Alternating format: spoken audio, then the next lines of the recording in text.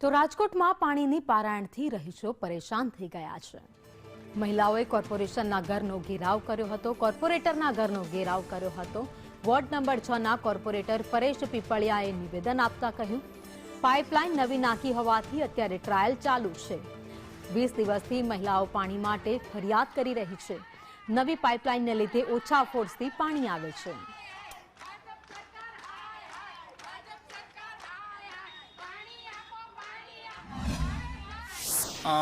અનિયમિત પાણી તો ન કહી શકાય, પણ એક છે કે આ વિસ્તારમાં 20 દિવસથી આ ડીઆઈ પાઇપલાઇનમાંથી ટ્રાયલ ચાલુ કર્યું પાણી આપવાનો નવી લાઇનમાંથી, અને સામેના ભાગમાં મારા બ્રાહ્મણીયાપરા ચંપકનગરમાં ત્યાં મહિના ઉપર થયો।